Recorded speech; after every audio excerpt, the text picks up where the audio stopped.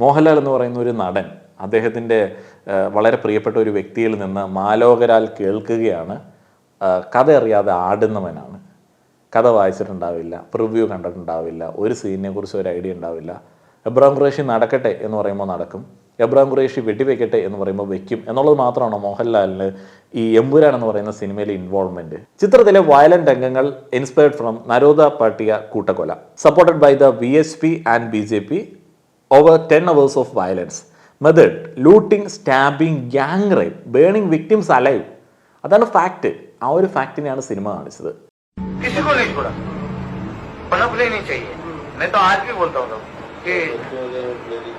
कुछ भी हो, लेडीज हो, बच्चे हो, कुछ भी हो, काटने से हो, कुछ मारो काटो जलाना।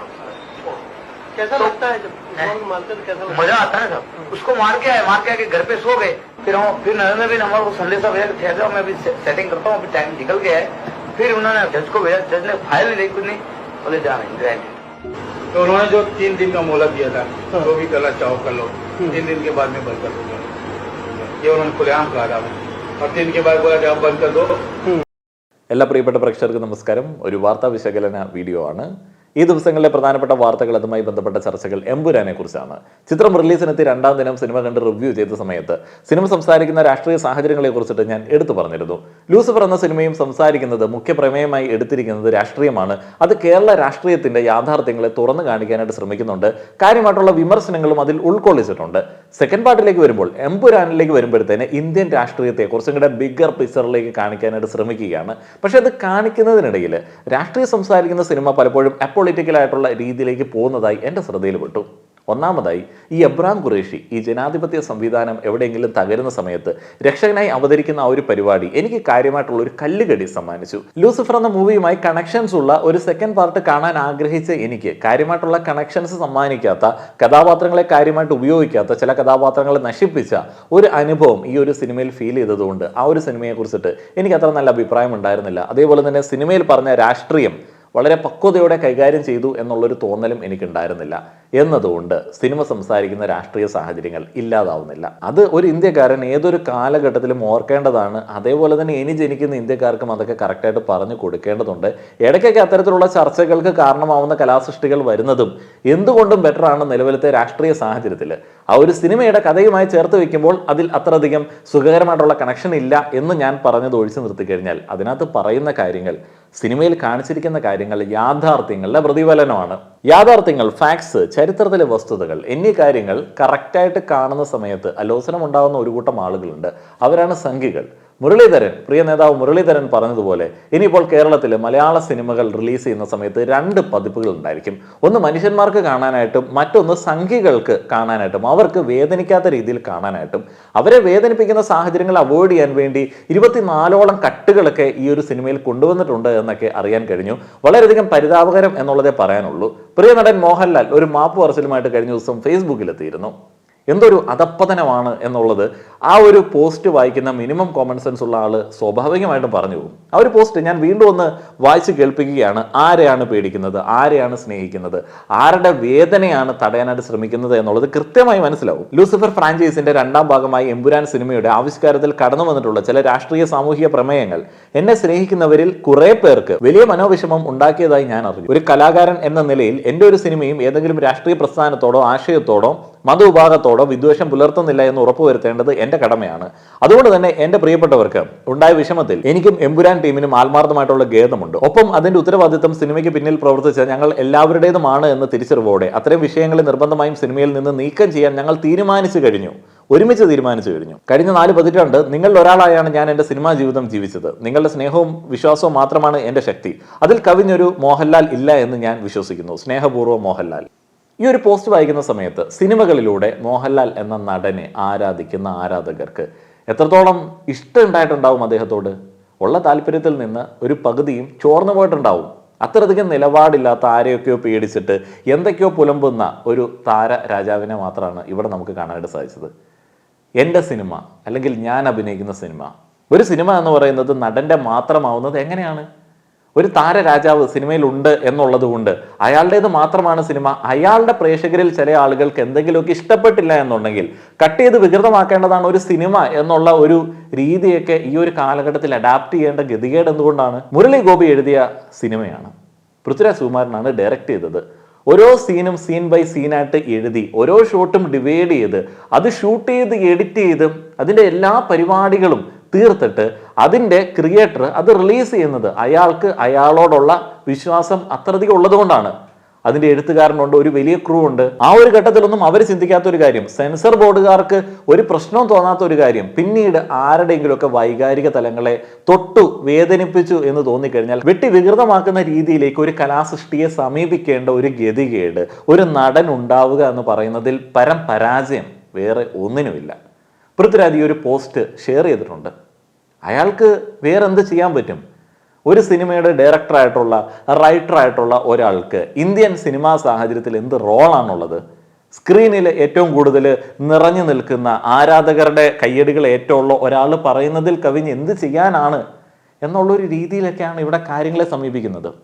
അതിൻ്റെ കൂടെ തന്നെ ചില രാഷ്ട്രീയ സാഹചര്യങ്ങൾ, സിനിമ സംസാരിക്കുന്ന രാഷ്ട്രീയം വളരെ വ്യക്തമായിട്ട് വെളിവായത് ഈ ഒരു സിനിമയുടെ ഒടുക്കത്തെ കട്ടുകൾ കണ്ട സമയത്താണ്.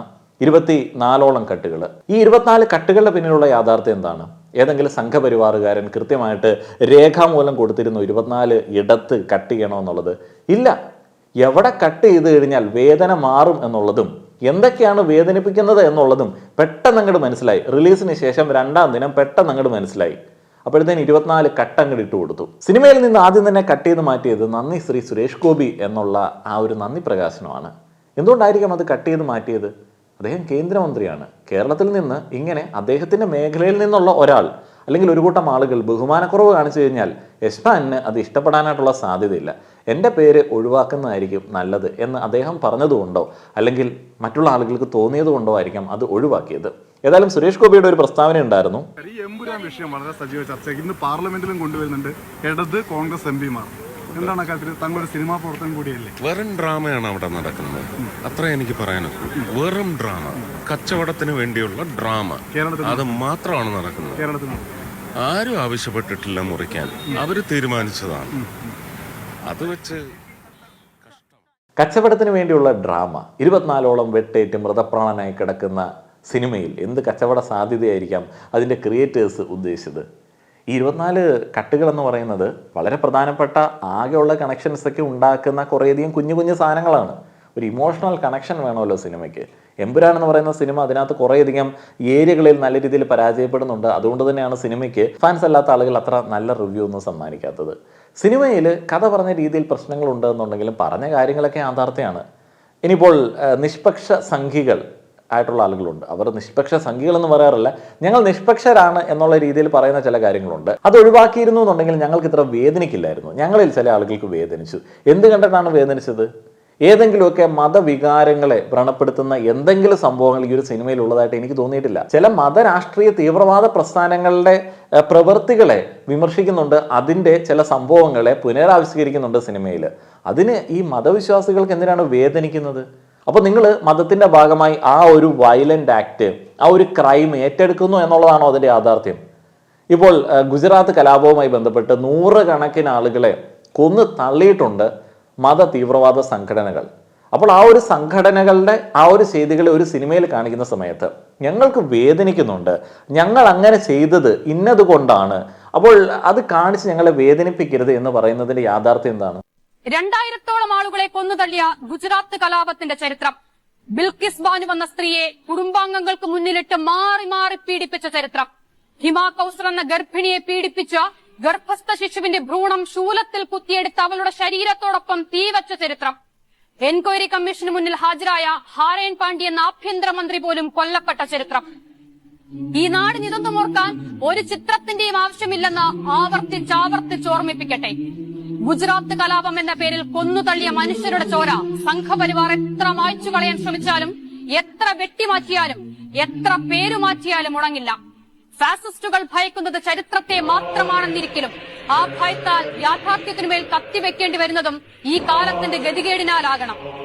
ഔറംഗസീബിന്റെ ചരിത്രത്തെ സിനിമയായി വളച്ചൊടിച്ച് പാർലമെന്റിൽ പ്രദർശിപ്പിക്കുന്ന കാലത്ത് ഗുജറാത്തിൽ സംഘപരിവാർ നടത്തിയത് കലാപമല്ല, മുസ്ലിം വംശഹത്യയായിരുന്നുവെന്ന് ആവർത്തിച്ചു പറയാൻ ചങ്കുറപ്പുള്ള ഒരു തലമുറ ഇവിടെ ശേഷിക്കുന്നുണ്ടെന്ന് വംശഹത്യയുടെ ആനുകൂല്യത്തിൽ പ്രധാനമന്ത്രി വരെ ആയവർ ഓർക്കുന്നത് നല്ലതാണ്.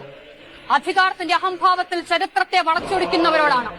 ഗാന്ധി സ്വയം നിറയൊഴിച്ചതല്ല, ബാബരി മസ്ജിദ് ഭൂകമ്പത്തിൽ തകർന്നു വീണതല്ല, ഗുജറാത്തിൽ മനുഷ്യർ സ്വയം നെഞ്ചിൽ വാൾ കുത്തിയിറക്കിയതുമല്ല.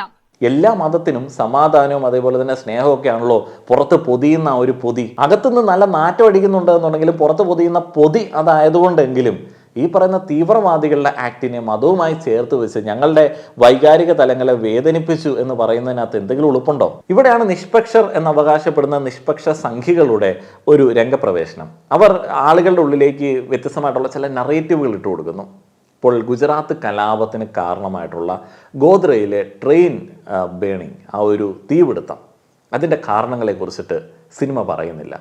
അതിൻ്റെ കാരണങ്ങളെക്കുറിച്ചിട്ട് എന്താണ് സിനിമ പറയേണ്ടത്? അതിൻ്റെ കാരണങ്ങളെക്കുറിച്ചിട്ട് വ്യക്തമായിട്ട് ഇന്നതാണ് കാരണം എന്നുള്ളതിന് എന്ത് പ്രൂഫാണുള്ളത്? വ്യത്യസ്തമായിട്ടുള്ള ചില അന്വേഷണ കമ്മീഷനുകളുടെ റിപ്പോർട്ടുകളുണ്ട്. ആ റിപ്പോർട്ടിൽ ഏതാണ് ഒരു സിനിമയുടെ ക്രിയേറ്റർ എടുക്കേണ്ടത്? അതിൽ ഏതെടുത്താലും ആ ഒരു സിനിമ വലിയ വിവാദമാവും. അപ്പോൾ ഒരു സിനിമയുടെ ക്രിയേറ്റർ അതിലേതെങ്കിലും ഒരു റീസൺ എടുത്തു വെച്ച് ഒരു പ്രശ്നം ഉണ്ടാക്കുന്നതിലും നല്ലത് സ്ഥിരീകരിക്കാത്ത കാര്യങ്ങളെക്കുറിച്ചിട്ട് പരാമർശിക്കാതിരിക്കുക എന്നുള്ളതാണ്. സ്ഥിരീകരിച്ച കാര്യങ്ങളെക്കുറിച്ചിട്ടാണ് സിനിമ പറയുന്നത്. ഇപ്പോൾ reasons and theories behind the incident എന്ന് പറയുന്നത് പ്ലാൻഡ് കോൺസ്പിറസി തിയറി ഉണ്ട്. ഇപ്പോൾ ഈ സംഖ്യകൾ കൂടുതലായിട്ട് നാനാവതി മെഹ്ത്ത കമ്മീഷൻ്റെ ആ ഒരു തിയറിയെ കുറിച്ചിട്ടാണ് പറയുന്നത്. It reported that 140 liters of petrol were used to set the train coach S6 on fire and a mob of over 1,000 people attacked the train. Banerjee കമ്മിറ്റിയുടെ ആക്സിഡന്റൽ ഫയർ തിയറി ഉണ്ട്. The central government in 2004 suggested that the fire was accidental, possibly due to the stove or short circuit inside the coach. ഈ ഒരു theory വേണമെങ്കിൽ വിശ്വാസയോഗ്യമാണ് Indian സാഹചര്യങ്ങളിൽ. കഴിഞ്ഞിടയ്ക്ക് ഒരു video ചെയ്തിട്ടുണ്ടായിരുന്നു. ആന്ധ്രയിൽ നിന്ന് വരുന്ന സ്വാമിമാർ ട്രെയിനിൽ തീ കത്തിച്ച് പൂജ നടത്തുന്നു. വലിയ തീപിടുത്തം ഉണ്ടാവാൻ സാധ്യതയുള്ള ഒരു സാഹചര്യമാണ്. അങ്ങനെയാണോ ഉണ്ടായത് എന്നുള്ളതിനെ കുറിച്ചിട്ട് ഉള്ള അഭ്യൂഹങ്ങളുണ്ട്. Spontaneous violence theory. Some reports suggest that a fight between Karsevaks and Muslim vendors at the station escalated into mob violence leading to an attack on the train. അപ്പോൾ ഇത്തരത്തിൽ സ്ഥിരീകരിക്കാത്ത അല്ലെങ്കിൽ ധാരാളം അഭ്യൂഹങ്ങൾ നിലനിൽക്കുന്ന ഒരു കാര്യത്തെക്കുറിച്ചിട്ട് സംഖ്യകളെ സുഖിപ്പിക്കാൻ വേണ്ടി പറയേണ്ട ഒരാവശ്യം ഒരു ക്രിയേറ്റർക്കില്ല. അതേപോലെ തന്നെ ഇപ്പോൾ ഒരു വയലൻസ് അവിടെ ഉണ്ടായി, ഒരു ടെററിസ്റ്റ് അറ്റാക്കാണ് എന്നതുകൊണ്ട് 700-ഓളം മുസ്ലിങ്ങളെ കൊന്നു തള്ളാനായിട്ടുള്ള ഒരു വാലിഡ് റീസണായിട്ടത് മാറുന്നുണ്ടോ? ഗ്യാങ് റേപ്പിനുള്ള ഒരു അനുവാദമായിട്ടത് മാറുന്നുണ്ടോ? സംഘികൾക്ക് ഇഷ്ടമുള്ളത് എടുക്കുക, അങ്ങനെയാണെന്നുണ്ടെങ്കിൽ കട്ട് ചെയ്യേണ്ടി വരത്തില്ലായിരുന്നു എന്ന് പറയുന്നതിനാണ് നമ്മൾ ഫാസിസം എന്നൊക്കെ പറയുന്നത്. ഇവിടെയുള്ള തീവ്ര വർഗീയ ശക്തികൾ, സംഘപരിവാർ ശക്തികൾ ഏറ്റവും കൂടുതൽ വെറുക്കുന്ന കേരളം എന്ന് പറയുന്ന സംസ്ഥാനത്തിലെ ഏറ്റവും മികച്ച കലാകാരന്മാരിൽ ഒരാളായിട്ടുള്ള, ടോപ്പ് സ്റ്റാർസിൽ ഒരാളായിട്ടുള്ള ആൾ അഭിനയിച്ച, ഇവിടെ ഏറ്റവും കൂടുതൽ ഇൻഫ്ലുവൻസ് ഉള്ള ഒരു ഡയറക്ടർ ഡയറക്റ്റ് ചെയ്ത പാൻ ഇന്ത്യൻ ലെവലിൽ ഇറങ്ങിയ ഒരു സിനിമയിൽ ഒരു നിർദ്ദേശവും കൊടുക്കാതെ നിർമ്മാതാക്കൾ സ്വമേധയാ 24ഓളം കട്ടുകളിട്ട് വേദന മാറ്റിക്കൊടുത്തു എന്നുണ്ടെങ്കിൽ അത് വലിയൊരു പരാജയത്തിൻ്റെ ഒരു തുടക്കമാണ്. അത് കേരളത്തിൽ നിന്ന് സംഭവിച്ചു എന്നുള്ളത് അത്ര അഭിമാനിക്കാൻ പറ്റുന്ന സംഗതിയൊന്നുമല്ല. അത്രയധികം പേടിയോടെ ഓച്ചാനിക്കേണ്ട അവസ്ഥ കുറേയധികം ആളുകൾക്ക് വന്നു എന്നുള്ളത് വളരെ ദാരുണമായിട്ടുള്ള ഒരു യാഥാർത്ഥ്യമാണ്. ഇനിയിപ്പോൾ നിഷ്പക്ഷ സംഖ്യകളുടെ ഒരു നറേറ്റീവ് ഞാൻ വായിച്ച് കേൾപ്പിച്ചിട്ട് അതിൻ്റെ ഉത്തരം വ്യക്തമായിട്ട് പറഞ്ഞുതരാം. ഹിന്ദുക്കൾ മുസ്ലിമിനെ കൊല്ലാൻ പോകുന്നത് കാണിക്കുന്നതിന് മുൻപ് മുസ്ലിംസ് ഗോദ്ര ട്രെയിൻ കത്തിക്കുന്നത് വ്യക്തമായി കാണിച്ചിരുന്നു എങ്കിൽ ഇത്ര വലിയ പ്രശ്നം സിനിമയ്ക്ക് നേരെ ഉണ്ടാവില്ലായിരുന്നു എന്നുള്ളതാണ് എനിക്ക് തോന്നുന്നത്. ഒരു സംഖ്യപുത്രൻ്റെ ഉപദേശമാണ് മുസ്ലിങ്ങൾ ഹിന്ദുക്കളെ കൊല്ലാൻ വേണ്ടി ഗോദ്ര ട്രെയിൻ കത്തിച്ചു എന്നുള്ള നറേറ്റീവ് ഒരു നിഷ്പക്ഷൻ എന്നുള്ള രീതിയിൽ നിഷ്കളങ്കം ഷെയർ ചെയ്യാനായിട്ട് ശ്രമിക്കുകയാണ്. ഹിന്ദുക്കൾ സാധാരണ അന്തസ്സുള്ള ഏതെങ്കിലുമൊക്കെ മതവിശ്വാസികൾ അവരുടെ മതത്തിലേക്ക് തീവ്രവാദികൾ അടുപ്പിക്കാറില്ല. കൂട്ട ബലാത്സംഗങ്ങളും കൊലപാതകങ്ങളും ചെയ്ത ഒരു കൂട്ടം ആളുകളെ ഞങ്ങളിൽപ്പെട്ട ഹിന്ദുക്കൾ, അവർ തീവ്രവാദികളല്ല, ഞങ്ങളിൽപ്പെട്ട ഹിന്ദുക്കൾ എന്നുള്ള രീതിയിൽ ചിന്തിക്കാനായിട്ട് അവന് തോന്നുന്നതിൻ്റെ പിന്നിൽ നിഷ്കളങ്കതയാണോ മതഭ്രാന്താണോ ഉള്ളത് എന്ന് കോമൺ സെൻസ് ഉള്ള ആളുകൾക്ക് മനസ്സിലാവും. അവനെ സംബന്ധിച്ച് ഹിന്ദുക്കളല്ലേ, അവർ തീവ്രവാദികളാണ്, അവർ നിഷ്കരണം ആളുകളെ കൊന്ന ആളുകളാണ് എന്ന് പോലും അവന് ചിന്തിക്കാനായിട്ട് പറ്റുന്നില്ല. ഹിന്ദുക്കളല്ലേ, മുസ്ലിങ്ങളെ കൊല്ലാൻ പോയതല്ലേ, വളരെ നിസ്സാരവൽക്കരിക്കുകയാണ്. മത തീവ്രവാദം സ്വാഭാവികമായിട്ടുള്ള പ്രത്യാക്രമണം മാത്രമാണ് എന്ന് ചിന്തിക്കുന്ന ഇത്തരത്തിൽ മതഭ്രാന്തുള്ള ആളുകൾക്ക് വേദന ഉണ്ടായത് കാണുന്ന സമയത്ത് ഓടിപ്പോയി കേരള മുണ്ട് ഉരിഞ്ഞ് കാവിക്കളസം വലിച്ചു കയറ്റി 24 വെട്ടുന്ന ആ ഒരു സാഹചര്യത്തെക്കുറിച്ചിട്ടാണ് നമ്മൾ സംസാരിക്കേണ്ടത്. സിനിമാ നടന്മാരിൽ നിന്ന് മാതൃകാപരമായിട്ടുള്ള പ്രവർത്തനമൊന്നും ഇവിടെയുള്ള ആളുകൾ പ്രതീക്ഷിക്കുന്നൊന്നുമില്ല. പക്ഷേ ഈ ഒരു രാജ്യത്തുള്ള എല്ലാ ആളുകൾക്കും ലഭിക്കുന്ന ഒരു സ്വാതന്ത്ര്യമാണ് ആവിഷ്കാര സ്വാതന്ത്ര്യം. ആ ഒരു സ്വാതന്ത്ര്യത്തിൻ്റെ അടിസ്ഥാനത്തിൽ ഫാക്ട്സ് വെച്ചിട്ട് ഒരു കലാസൃഷ്ടി നടത്തുന്നതിനെ പോലും വെട്ടി തുണ്ടമാക്കേണ്ടുന്ന ഒരു അവസ്ഥയെക്കുറിച്ചിട്ടാണ് നമ്മൾ സംസാരിക്കുന്നത്. ഗോത്രയിൽ ട്രെയിൻ കത്തിയതിന്റെ കാരണം പൃഥ്വിരാജ് എന്ന് പറയുന്ന ഡയറക്ടറോ മുരളി ഗോപി എന്ന് പറയുന്ന റൈറ്ററോ കാണിച്ചു തരേണ്ട ഒരാവശ്യമില്ല. അപ്പോൾ രാജ്യസുരക്ഷയെ ബാധിക്കുന്ന തരത്തിലേക്ക് സംഘികൾക്ക് ഇഷ്ടം വരുന്ന രീതിയിലേക്ക് എന്തെങ്കിലും ഒരു നറേറ്റീവ് അവരിട്ട് കൊടുക്കേണ്ട ഒരാവശ്യമില്ല. അവർ പക്വതയുള്ള സമീപനമാണ് കാഴ്ചവെച്ചത്. അതിനുശേഷമുള്ള കലാപങ്ങളിൽ ഈ ഹിന്ദു മത തീവ്രവാദികൾ നടത്തിയ പ്രവർത്തനങ്ങൾ യാഥാർത്ഥ്യമാണ്, അത് ഫാക്റ്റാണ്. കേസിൽ പ്രതി ശിക്ഷിക്കപ്പെട്ടതാണ്, ജീവപര്യന്തം തടവിന് വിധിക്കപ്പെട്ട വ്യക്തിയാണ്. അദ്ദേഹത്തിൻ്റെ തന്നെ തുറന്നു പറച്ചിലുണ്ട്. ആ തുറന്നു പറച്ചിൽ നടത്തിയ വ്യക്തിയെ ചിത്രത്തിലെ വില്ലനായിട്ട് അവർ പേരോടെ പരാമർശിക്കുന്നതും അദ്ദേഹം ചെയ്ത പ്രവൃത്തികൾ സിനിമയിൽ കാണിക്കുന്നതും കാണുമ്പോൾ ആളുകൾക്ക് വേദനിക്കുന്ന എന്താണ്? ഈ തീവ്രവാദികൾ ഞങ്ങളിൽപ്പെട്ട ആളാണ്, അല്ലെങ്കിൽ ഈ ഒരു തീവ്രവാദി, ആ ഒരു കൊലപാതകി, ആ ഒരു ക്രൂരൻ, ആ ഒരു റേപ്പിസ്റ്റ് ഞങ്ങളിൽപ്പെട്ട ആളാണ് എന്നുള്ളൊരു ചിന്ത കൊണ്ടാണോ വേദനിക്കുന്നത്? ഇനിയിപ്പോൾ ഈ ഒരു കമന്റിന്റെ ബാക്കി വായിക്കാം. ഗുജറാത്ത് കലാപം എന്താണെന്നും എങ്ങനെ ഉണ്ടായെന്നും അറിയാത്ത ഒരു കുട്ടിയോ സാധാരണക്കാരനോ ഈ സിനിമ കാണുമ്പോൾ വൺ സൈഡഡ് ആയിട്ട് ചിന്തിക്കാൻ കാരണമാകും. ഹിന്ദുക്കൾ വെറുതെ മുസ്ലിംസിനെ കൊല്ലാൻ തുടങ്ങി എന്ന് കരുതും. എടോ സംഘി, സാധാരണക്കാരായിട്ടുള്ള വ്യക്തികൾക്ക് ഹിന്ദുക്കൾ മുസ്ലിങ്ങളെ കൊല്ലുന്നു എന്നുള്ള ചിന്ത വരില്ല. ഹിന്ദു മത തീവ്രവാദികൾ, ഇസ്ലാം മത തീവ്രവാദികൾ എന്നുള്ള ഒരു രീതിയിലേക്ക് ചിന്തിക്കാനായിട്ട് പറ്റും. സിനിമയിൽ അള്ളാഹു അക്ബർ എന്നൊക്കെ വിളിച്ചിട്ട് വെടിവെക്കുന്നുണ്ടല്ലോ തീവ്രവാദികൾ. അപ്പോൾ അത് തീവ്രവാദികളാണെന്നും അത് ഞങ്ങളിൽപ്പെട്ട ആളുകളല്ല എന്നുള്ളത് മനസ്സിലാക്കാനായിട്ട് ഇവിടെയുള്ള എത്രയോ ഇസ്ലാം മത വിശ്വാസികൾക്ക് ബോധമുണ്ട്. മേജർ രവി എന്ന പുങ്കവൻ എടുത്തിരിക്കുന്ന ഏതെങ്കിലും പടങ്ങളിൽ ഈ പറയുന്ന സംഭവം അല്ലാതെ എന്തെങ്കിലും ഉണ്ടോ? മഹാദേവൻ വരുന്നു, മറ്റേ ഇസ്ലാം മത തീവ്രവാദികൾക്കെതിരെ പോരാടുന്നു, രാജ്യത്തെ രക്ഷിക്കുന്നു, ഇതല്ലാതെ ആ പുങ്കവൻ വേറെ എന്തെങ്കിലും ചെയ്തിട്ടുണ്ടോ? ഫാക്റ്റുമായി എന്തെങ്കിലും പുലബന്ധമുള്ള ഏതെങ്കിലും ഒരു കാര്യം പുനരാവിഷ്കരിക്കാനായിട്ടുള്ള എന്തെങ്കിലും ഒരു ശ്രമം അതെടുക്കാനായിട്ടുള്ള ഒരു കഴിവ് അദ്ദേഹം പ്രകടിപ്പിച്ചിട്ടുണ്ടോ? ഇല്ല. ഇത് കാലങ്ങളായിട്ട് കാണുന്നതാണ്. അപ്പോൾ എല്ലാം ഇവിടെയുള്ളൊരു മതവിഭാഗത്തിന് അത് ഞങ്ങളിൽപ്പെട്ട ആളുകളല്ല, അത് തീവ്രവാദികളാണ് എന്ന് മനസ്സിലാക്കാനായിട്ടുള്ള ബോധം ഉണ്ടായിരുന്നു, സഹിഷ്ണുത ഉണ്ടായിരുന്നു. അത് ഹിന്ദുത്വവാദികൾക്ക്, സംഘികൾക്കില്ല എന്നുണ്ടെങ്കിൽ അത് മനസ്സിലാക്കേണ്ട ഒരു സംഗതിയാണ്. പിന്നെ ഈ ഒരു സംഭവത്തോടെ വേറൊരു കാര്യം കൂടെ വെളിവായിട്ടുണ്ട്. ഹിന്ദു ആയാലും പിടിച്ചു നിൽക്കാൻ പറ്റത്തില്ല, സംഖ്യയായിട്ടുള്ള ഹിന്ദു ആണെങ്കിൽ മാത്രമേ പിടിച്ചു നിൽക്കാൻ വേണ്ടി പറ്റത്തുള്ളൂ. ഹിന്ദുക്കൾക്കും ആവിഷ്കാര സ്വാതന്ത്ര്യമൊന്നുമില്ലല്ലോ. സംഖ്യയാണെങ്കിൽ ആവിഷ്കാര സ്വാതന്ത്ര്യമുണ്ട്. സംഖ്യയാണെന്നുണ്ടെങ്കിൽ ED റെയ്ഡ് വരത്തില്ല, അല്ലെങ്കിൽ ബാക്കിയുള്ള ഭീഷണികൾ ഉണ്ടാവില്ല. ഹിന്ദുത്വവാദി അല്ലാത്ത ഒരു ഹിന്ദു ആണ് എന്നുണ്ടെങ്കിൽ, ഒരു ഈശ്വര വിശ്വാസിയാണ് എന്നുണ്ടെങ്കിൽ അവന് പിടിച്ചു നിൽക്കാനായിട്ട് പറ്റത്തില്ല. അവനെ ഇവർ ടാർഗറ്റ് ചെയ്യും. പൃഥ്വിരാജ്, സുപ്രിയ, മല്ലിക സുകുമാരൻ അവരുടെ കുടുംബം എന്തോരം അധിക്ഷേപങ്ങളാണ് നേരിട്ടുകൊണ്ടിരിക്കുന്നത് BJP നേതൃത്വ നിരയിലുള്ള നേതാക്കളായിട്ടുള്ള സംഘികളിൽ നിന്നിട്ട്. അതും കൊന്നയാൾ വലിയ BJP-കാരനായാണ് കാണിക്കുന്നത്. അപ്പോൾ പിന്നെ ഈ പടത്തിനെ എതിർക്കുന്ന BJP-യെ പറഞ്ഞിട്ട് കാര്യമില്ലല്ലോ. BJP-കാരനായിട്ടൊന്നും അവർ കാണിക്കുന്നില്ല, അവരൊരു പാർട്ടിയെ കുറിച്ച് പറയുന്നുണ്ട്. അപ്പോൾ അങ്ങനെ അക്രമം കാണിക്കുന്ന, തീവ്രവാദ പ്രവർത്തനങ്ങൾ നടത്തുന്ന പാർട്ടി BJP ആണെന്ന് അണികൾ ചിന്തിക്കുകയാണെന്നുണ്ടെങ്കിൽ അതിനും നമുക്ക് പ്രത്യേകിച്ച് ഒന്നും പറയാനായിട്ടില്ല. കേരളത്തിലെ ഇഷ്ടംപോലെ രാഷ്ട്രീയ പാർട്ടികൾ ഇതിനകത്ത് നല്ല രീതിയിൽ പരിഹസിച്ചിട്ടുണ്ട്. അവരാരും പരാതിയും പരിഭവമായിട്ട് മുന്നോട്ടേക്ക് വന്നിട്ടില്ലല്ലോ. അവർ മറ്റേ രീതിയിലാണ് ചിന്തിക്കുന്നത്, മറ്റേ മതവാദികൾ പറയുന്നത് പോലെ. അങ്ങനെ ചെയ്യുന്നവൻ ഞങ്ങളിൽപ്പെട്ടവനല്ല. പക്ഷെ സംഘികൾക്ക് അങ്ങനെ പറയാനായിട്ട് പറ്റത്തില്ല. കാരണം ഇങ്ങനെ ചെയ്തവന്മാരൊക്കെ ഞങ്ങളിൽപ്പെട്ടവരാണെന്നും അതാണ് ഞങ്ങളുടെ രാഷ്ട്രീയ പ്രസ്ഥാനത്തിൻ്റെ അടിത്തറ എന്നും അതിലാണ് ഞങ്ങൾ നിൽക്കുന്നത് എന്നും ഉറപ്പുള്ളവന്മാർക്ക് എങ്ങനെയാണത് നിഷേധിക്കാനായിട്ട് പറ്റുന്നത്? 100 കണക്കിന് പേരെ കൊല്ലുന്ന വില്ലൻ കഥാപാത്രത്തെ ഒരു പാർട്ടിക്കാരനാക്കാതിരുന്നെങ്കിൽ ഇത്ര വിമർശനം ഈ പടത്തിന് നേരെ വരില്ലായിരുന്നു. വിമർശനം വന്നോട്ടെന്നേ. യാഥാർത്ഥ്യ സംഭവങ്ങളുമായിട്ട് ബന്ധമുള്ള കാര്യങ്ങൾ പുനരാവിഷ്കരിക്കുന്ന സമയത്ത് രാഷ്ട്രീയം പറയുന്ന ഒരു സിനിമയിൽ പാർട്ടി റെഫറൻസുകളൊക്കെ ഉണ്ടാവും. അത് എപ്പോഴും ഓർമ്മിപ്പിക്കപ്പെടും. ഇതുപോലുള്ള കാര്യങ്ങളൊക്കെ എപ്പോഴും ആളുകൾ ഓർക്കും, ചർച്ച ചെയ്യും. ഈ ഒരു മൃദു സമീപനം, ഇപ്പോൾ സംഖ്യകളുടെ മൃദു സമീപനമാണല്ലോ, വലിയ പ്രതിഷേധങ്ങളൊന്നുമില്ല. അപ്പോൾ തന്നെ മറ്റേ മുണ്ടൂരി കളസം ഇട്ടു, വളരെ മൃദുവായിട്ട് തന്നെ കാര്യങ്ങൾ ഡീൽ ചെയ്യാനായിട്ടുള്ള ഒരു പവർ പൊസിഷനിലേക്ക് അവരെത്തിയിട്ടുണ്ട്. അതുമാത്രമല്ല, വില്ലൻ ആൻഡ് ഗ്യാങ് കാറിൽ വരുമ്പോൾ അമ്പലവും ശൂലവും കാണിക്കുന്നതിൻ്റെ യുക്തി മനസ്സിലാവുന്നില്ല. ഒരു മുസ്ലിം തീവ്രവാദിയെ കാണിക്കുമ്പോൾ പള്ളിയും ഖുറാനും കാണിച്ചാൽ എന്ത് തോന്നും? ഞാനൊരു ന്യൂട്രൽ പോയിന്റ് ഓഫ് വ്യൂ ആണ് പറഞ്ഞത്. മുസ്ലിം തീവ്രവാദിയെ കാണിക്കുന്ന സമയത്ത് അവരുടെ ദൈവനാമങ്ങളും സൂക്തങ്ങളും ഒക്കെ ഇഷ്ടംപോലെ ഉരുവിട്ടിട്ടുള്ള സിനിമകളെ നമുക്കുള്ളൂ. അല്ലാതെ മതചിഹ്നങ്ങളില്ലാത്ത തീവ്രവാദം കാണിക്കുന്ന സിനിമകളുണ്ടോ? അങ്ങനെയുള്ള സിനിമകളുണ്ടോ? ഇല്ല. അതൊക്കെ കാലങ്ങളായിട്ട് ഇവിടെയുള്ള ആവിഷ്കാര സ്വാതന്ത്ര്യത്തിൽ അനുവദിച്ചു പോരുന്ന കാര്യങ്ങളൊക്കെ തന്നെയാണ്. ആദ്യം തന്നെ പറയേണ്ടതായിരുന്നു മറ്റൊരു പ്രധാനപ്പെട്ട വാദം.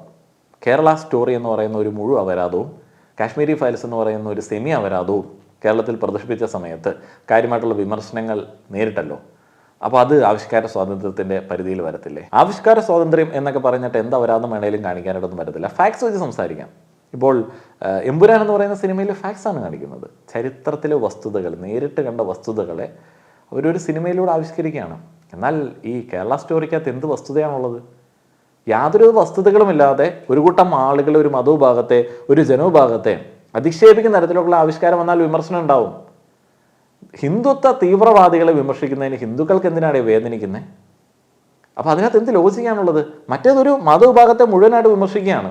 അതേപോലെ തന്നെ കാശ്മീരി ഫയൽസൊക്കെ ആ ഒരു കാശ്മീരി പണ്ഡിറ്റുകളെ വിറ്റ് തിന്ന മറ്റേ സംഘികളുടെ ഫണ്ടഡ് ഐറ്റം ആണ് എന്നുള്ളത് ഏത് കോമൺ സെൻസ് ഉള്ള മനുഷ്യനാണ് മനസ്സിലാവാത്തത്? ഹിന്ദുവിന് വയ്യേ, ഹിന്ദുവിന് തീരെ പറ്റണില്ല എന്നൊക്കെ പറഞ്ഞിട്ടുള്ള വൈകാരിക സാധനങ്ങളെ പ്രൊമോട്ട് ചെയ്യാൻ വേണ്ടി ആ ഒരു കാലഘട്ടത്തിൽ പിടിച്ച ഫണ്ടഡ് സാധനമാണ്.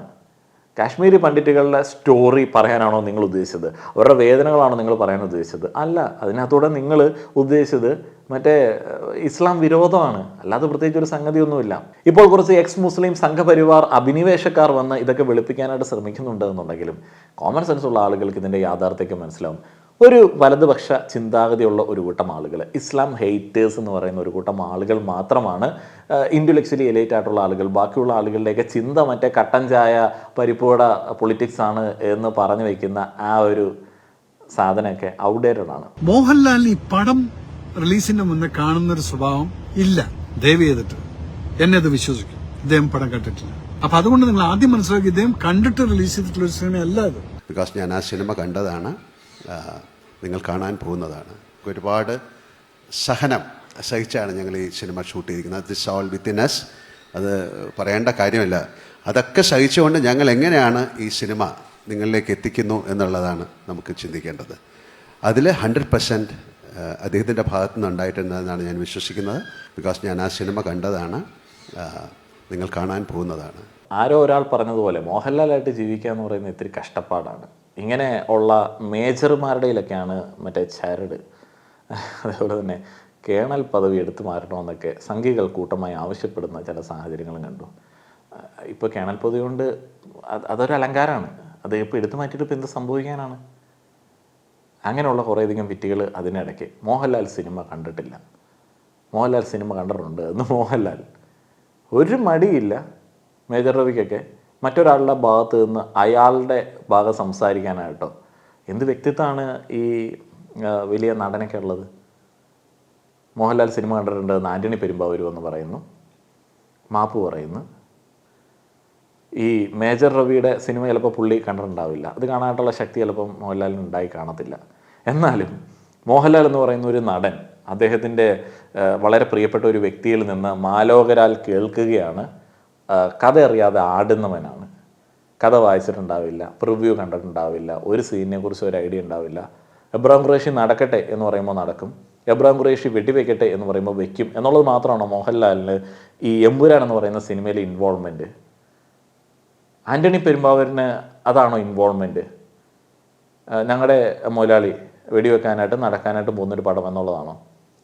ഇത് ഒരു ആളെ, പൃഥ്വിരാജ് എന്ന് പറയുന്ന ഒരു വ്യക്തി, ഒരു കലാകാരനെ ഒരു വലിയ രാഷ്ട്രീയ ശക്തിയുടെ മുൻപിലേക്ക് ഇട്ട് കൊടുക്കുക എന്ന് പറയുന്ന ഒരു കാര്യമാണ് ഇവർ ചെയ്തിരിക്കുന്നത്. വെറുതെ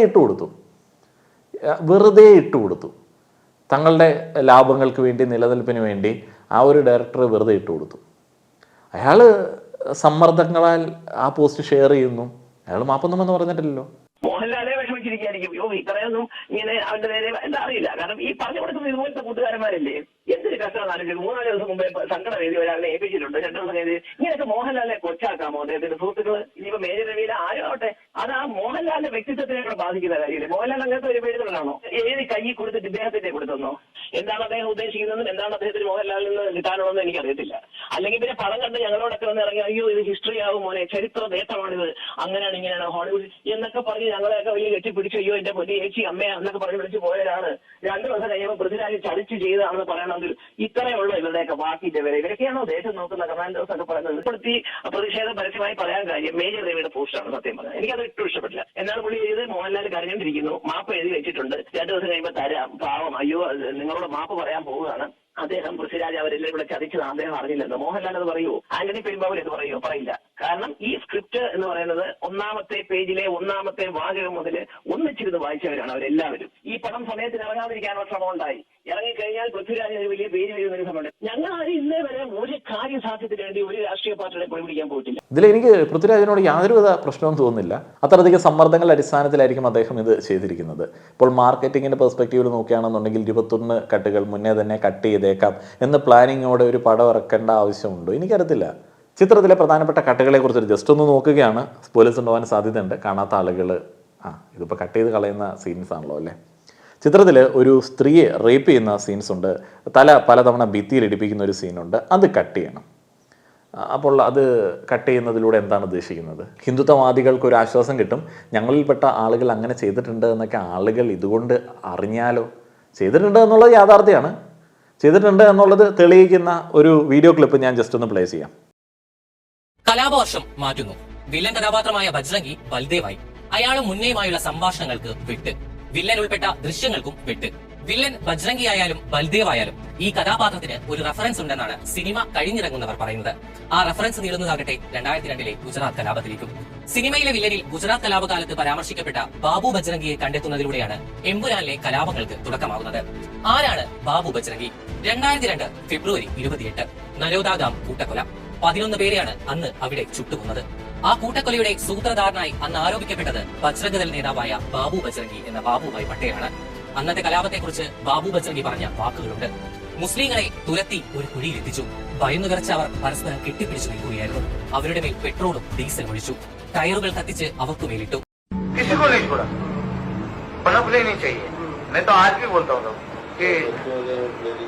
कुछ भी हो, लेडीज हो, बच्चे हो, कुछ भी हो, काटने से कुछ मारो काटो जलाना। कैसा लगता है जब मारते तो कैसा मजा आता है? सब उसको मार के आके घर पे सो गए। फिर नरेंद्र भी हमारे को संदेशा भेजा ठहर मैं अभी सेटिंग करता हूँ, अभी टाइम निकल गया है। फिर उन्होंने जज को भेजा, जज ने फाइल नहीं दी, कुछ नहीं, बोले जा रहे ग्रांटेड। तो उन्होंने जो 3 दिन का मोहलत दिया था, जो भी करना चाहो कर लो, 3 दिन के बाद में बंद कर दूंगा, ये उन्होंने खुलेआम कहा था। और 3 दिन के बाद बोला कि आप बंद कर दो। ബാബു ബജ്രംഗി എന്നുള്ളതാണ് ഇവൻ്റെ പേര്. ചിത്രത്തിൽ ബാബ ബജ്രംഗി എന്ന് പറയുന്ന കഥാപാത്രത്തിന് ആ ഒരു പേര് കൊടുത്തത് സംഘികൾക്ക് വലിയ വേദന ഉണ്ടായി. അങ്ങനെയല്ല കഥാപാത്രത്തിൻ്റെ പേര്. ബൽരാജ് പട്ടേൽ, ബൽദേവ്, ബാബ ബജ്രംഗി. അഭിമന്യു സിംഗ് ആണ് ആ കഥാപാത്രത്തെ അവതരിപ്പിച്ചിരിക്കുന്നത്. അപ്പോൾ ഇവരുടെ എന്തോ വേണ്ടപ്പെട്ട ആളാണോ ഇയാളുടെ പേര് കൊടുത്തത് ഇഷ്ടപ്പെട്ടില്ല വില്ലന്. അതെങ്ങനെയാണോ ഇത്രയധികം ക്രൂര കൊലപാതകങ്ങൾ ചെയ്തിട്ടുള്ള ഒരാളുടെ പേര് വില്ലൻ ഉപയോഗിക്കുന്ന സമയത്ത് ഹിന്ദുത്വവാദികൾക്ക് വേദന തോന്നുന്നത്? മർഡർ എന്ന് പറയുന്ന ഏറ്റവും ഹീനിയസ് ആയിട്ടുള്ള ക്രൈമിൻ്റെ ആ ഒരു ആക്ടിൻ്റെ ജനറൽ എക്സെപ്ഷനിൽ പെടുന്ന ഒരു കാര്യമല്ല പക കൊണ്ട് നിങ്ങൾ പ്രത്യാക്രമണം നടത്തി എന്നുള്ളത്. നിങ്ങൾക്ക് പക കൊണ്ട് പ്രത്യാക്രമണം നടത്താനായിട്ടുള്ള ഒരു റൈറ്റും ഇന്ത്യയിലില്ല. അത് നിയമവിരുദ്ധമാണ്. അങ്ങനെ ചെയ്യുന്ന ആളുകൾ ക്രിമിനൽസാണ്. ട്രെയിൻ കത്തി ഇന്ന ആളുകൾ കത്തിച്ചു എന്നുള്ള തോന്നൽ കൊണ്ട് ഞങ്ങൾ ഇത്രത്തോളം ആളുകളെ കൊന്നു. ഇനി വേറെ 1-2 ഫാക്ട്, സിനിമയിലുള്ള ഫാക്ട്. ഇപ്പോൾ കട്ട് ചെയ്യണം, ഞങ്ങൾക്ക് വേദനിച്ചു എന്നൊക്കെ പറയുന്ന ഫാക്റ്റിനെ വീണ്ടും ഒന്ന് ഓർമ്മപ്പെടുത്തുകയാണ്. ചിത്രത്തിലെ വയലന്റ് രംഗങ്ങൾ ഇൻസ്പയർഡ് ഫ്രം നരോദ പാട്ടിയ കൂട്ടക്കൊല. അപ്പോൾ അതിൻ്റെ ഫാക്ട്സ് ഡീറ്റെയിൽസ് പറയുകയാണ്. ഫെബ്രുവരി 28, 2002 97 മുസ്ലിംസ് അന്ന് മരണപ്പെട്ടു. A mob around 5000 people. Bajrangi ദളാണ് ഇതിൻ്റെ ലീഡിംഗ് ഫോഴ്സ് എന്ന് പറയുന്നത്. Supported by the VSP and BJP. Over 10 hours of violence, murder, looting, stabbing, gang rape, burning victims alive. അതാണ് ഫാക്ട്. ആ ഒരു ഫാക്റ്റിനെയാണ് സിനിമ കാണിച്ചത്.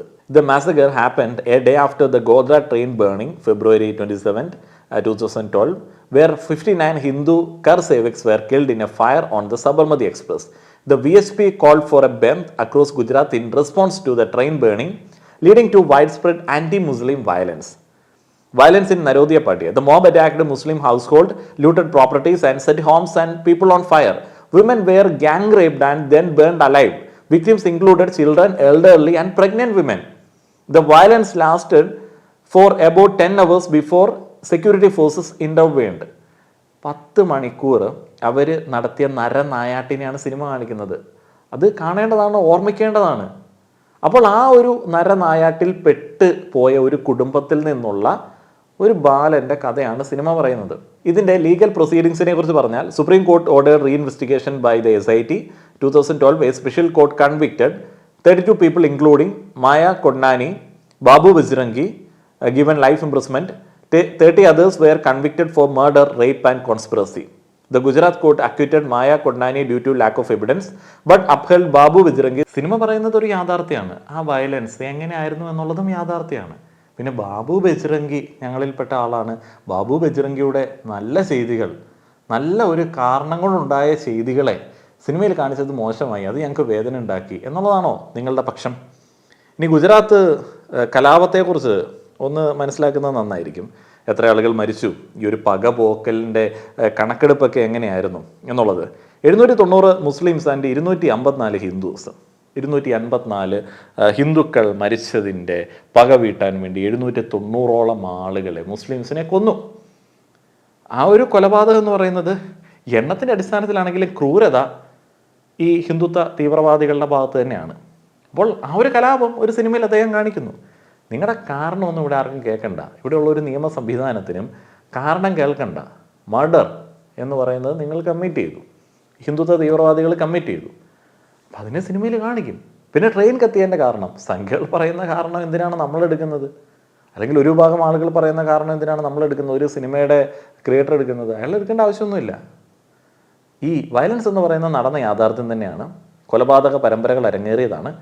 അതിനകത്ത് വില്ലൻ അതൊക്കെ ചെയ്തിട്ടുണ്ട്. അയാൾ ഏത് പാർട്ടിയുടെ ഭാഗമാണ് എന്നുള്ളതും അദ്ദേഹം പറഞ്ഞിട്ടുണ്ട്. എന്ത് രാഷ്ട്രീയ ആശയമാണ് അദ്ദേഹം വെച്ച് പുലർത്തിക്കൊണ്ട് നടന്നത് എന്നുള്ളതും വ്യക്തമാണ്. പിന്നെ അതൊക്കെ പറയുമ്പോൾ എന്തിനാണ് ഈ വേദനിക്കുന്നത്? ഈ വേദന കാണുമ്പോഴത്തേന് ആരുടെ കാവ്യകളസമാണ് ഊരി പോകുന്നത്? ഇങ്ങനെയുള്ള പല കാര്യങ്ങളുണ്ട്. ഇതിൻ്റെയൊക്കെ പോസിറ്റീവായിട്ടുള്ള സംഗതി എന്താണെന്ന് വെച്ച് കഴിഞ്ഞാൽ ഇതൊക്കെ ചുമ്മാ ഇടയ്ക്കിടയ്ക്ക് പറയാനും ഓർമ്മിപ്പിക്കാനും ഒക്കെ ആയിട്ടുള്ള ഒരു വേദിയും അവസരമൊക്കെ കിട്ടുന്നു എന്നുള്ളതാണ്. നിങ്ങളുടെ അഭിപ്രായങ്ങൾ പറയുക. നന്ദി.